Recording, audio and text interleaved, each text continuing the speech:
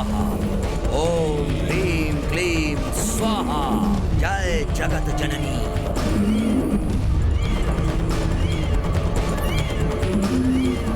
सोहिनी, सोहिनी बैठो, लेकिन सोहिनी बैठ जाओ, बैठ जाओ।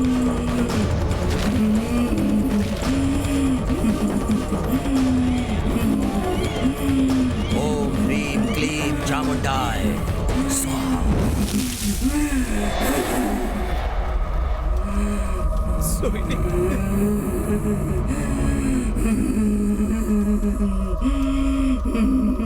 कौन हो तुम? बोलो, कौन हो तुम?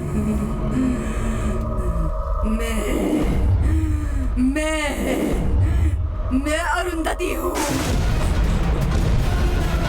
अरुंधति, बड़ी माँ। इस शरीर में क्यों आई हो? संकल्प पूरा करने आई हूँ। देवता की इच्छा पूरी करने के लिए आई हूँ। कौन है वो देवता? मेरे पति वीर नरसिम्हा ठाकुर।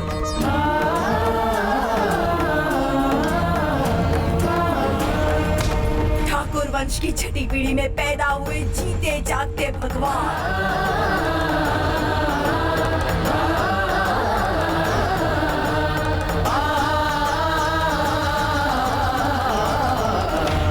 उनसे किया हुआ वादा मैं पूरा करने आई हूँ। चल चल चल बेटा बेटा बेटा।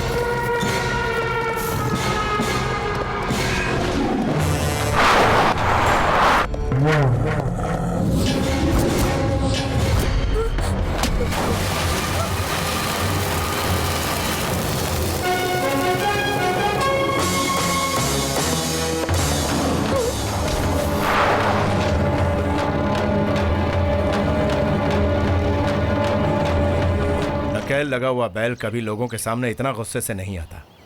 तुम इसे अपनी गौशाला में बांध कर पता लगाओ। जी मालिक। साहब ये जी, क्या कर रही? उठो बहन। साहब जी, आज आपने मेरी बेटी की जान बचा ली।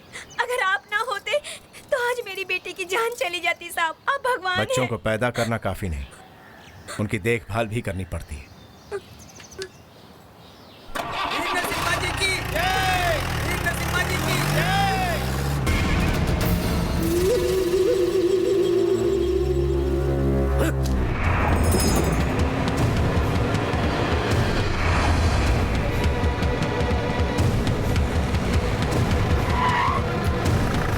भैया, लोग यहाँ जीजा जी, बात क्या है? ये हम आप क्या ठीक सुन तो रहे हैं?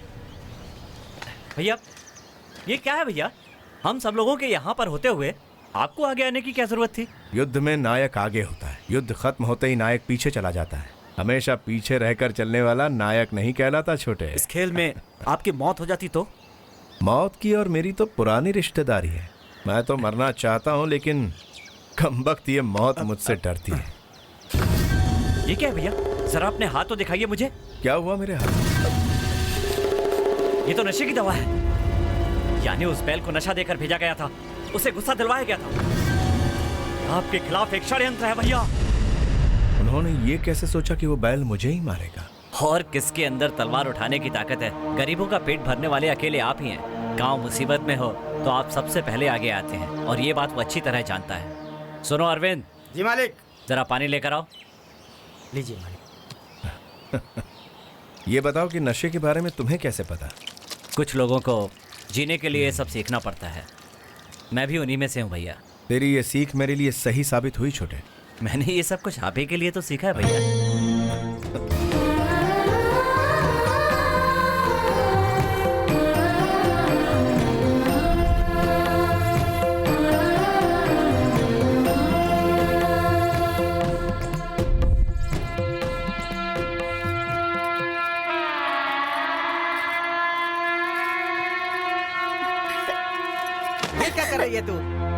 हमारे बच्चों के लिए जी। ठीक, हम लोग इस घर के नौकर भले ही हैं, लेकिन जूठन खाने वाले नहीं। और तू अपने बच्चों को ये ठीक। दाने दाने पर तो खाने वाले का नाम लिखा होता है। इन लोगों के छोड़े इस जूठन पर पता नहीं किसका नाम लिखा है। हम लोग गरीब हैं इसलिए हमें खाने की कमी है, लेकिन ये लोग, इनके पास सही सब कुछ कहा होते हुए आपने भी ये लोग। यहाँ पर खड़ा होकर क्या बकवास कर रहा है? ये सब बातें करनी है तो घर जाके करो। ठीक है मालिक। छोटे, इन्हें बोलने से रोको मत। ये इनका गुस्सा नहीं बोल रहा, ये किसी गरीब के पेट से निकलने वाली भूख की आवाज है। इसे दबाओ मत। ये मेरे अकेले का दर्द नहीं है मालिक, आसपास के गांव के सारे गरीबों का दर्द है। सारे गरीब इसी उम्मीद से जी रहे हैं कि उस लक्ष्मी नरसिम्हा जी की मूर्ति की कब स्थापना होगी, हाँ, और कब हम लोगों को एक दिन पेट भरकर खाना खाने को मिलेगा। हमारे पूर्वजों ने भी ऐसा ही इंतजार किया था मालिक, लेकिन कुछ नहीं हुआ। और अब हम लोग इंतजार कर रहे हैं मालिक। हमारे बाद हमारे बच्चे, उनके बाद उनके बच्चे, ये इंतजार का सिलसिला चलता रहेगा मालिक। मेरे आगे पीछे मेरी जय जयकार करने वाले लोग भूख से तड़प रहे हैं, और मैं यहाँ मखमली बिस्तर पर सोकर एक राजा की तरह ऐशो आराम कर रहा हूं। क्या यही राजधर्म है? नहीं, अब ऐसा नहीं होगा। छोटे, तुम अभी जाओ। जी भैया। और चाचा जी से कहकर आचार्य जी को बुलवाओ। ठीक है, आपने बिल्कुल सही। चाचा जी, विश्वनाथ आचार्य जी आए हैं। नमस्ते आचार्य। आइए विश्वनाथ आचार्य जी। नमस्ते। नमस्ते। मनोवांछा फल सिद्धिरस्त। बैठी। बुलावा भेजा था आपने? जी, लक्ष्मी नरसिम्हा भगवान की मूर्ति की स्थापना का मुहूर्त निकलवाना था। यजमान, मेरे थोड़े अस्वस्थ होने के कारण मैं शायद आपके इस कार्य में साथ ना दे सकूं। इसीलिए यजमान, अब से आपके कुटुंब से संबंधित सारे कार्यक्रमों को मेरे स्थान पर रहकर मेरे पुत्र वेंकट आचार्य ही देखेंगे। तो ठीक है, आप ही बताइए वेंकट आचार्य जी। मुहूर्त तो मैं निकाल दूंगा, परंतु मूर्ति स्थापना कौन करेगा? मैं करूंगा। तुम्हारी बात काट रहा हूं, बुरा मत मानना। जब भी उस मूर्ति की स्थापना के बारे में सोचा, उस भगवान ने हमेशा हमें दुख पहुंचाया, कभी साथ नहीं दिया। बेटा, जब से भाई साहब हमें छोड़कर गए हैं, उन्हें तुम्हारे अंदर देख करके ही हम सब जी रहे हैं।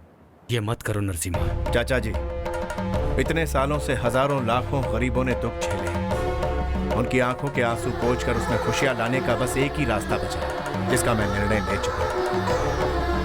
इस दिव्य कार्य के लिए मैं अपनी जान तक देने को तैयार हूं। मुझे रोकिए मत, आप शुरू कीजिए आचार्य जी। अपने पिता द्वारा प्राप्त ज्ञान के अनुसार नरसिम्हा जी की मूर्ति स्थापना करने वाले नागपंचम ही थे। आपके वंश से जो भी स्थापना करेगा वो उन्हीं के नाम से करेगा। इसीलिए पहले आपको नागपंचम नाम का नामकरण करना होगा।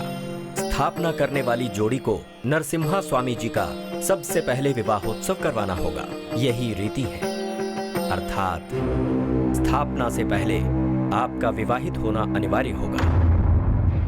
यही तो समस्या है।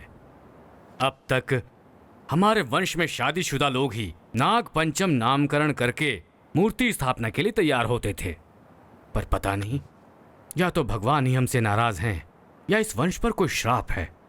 नामकरण करने के बाद मूर्ति की स्थापना न होने की वजह से पिछली 5 पीढ़ियों से कोई न कोई मर रहा है। और अब अगर नरसिम ने नामकरण कर लिया तो ये सब बातें जानते हुए इनसे शादी करने के लिए कौन तैयार होगा, बताइए।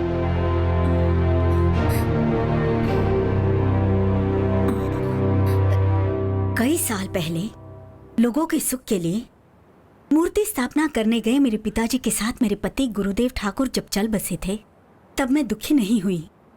मैंने सोचा मेरे मायके का बोझ उतर गया। अब दोबारा उन्हीं लोगों की भलाई के लिए मेरे भाई का बेटा नरसिम्हा स्वामी जी के देव कार्य के लिए अगर उसका विवाहित होना जरूरी है तो मैं अपनी बेटी का विवाह इनसे कराने के लिए तैयार हूँ। परंतु क्या आपकी पुत्री भी विवाह के लिए सहमत है?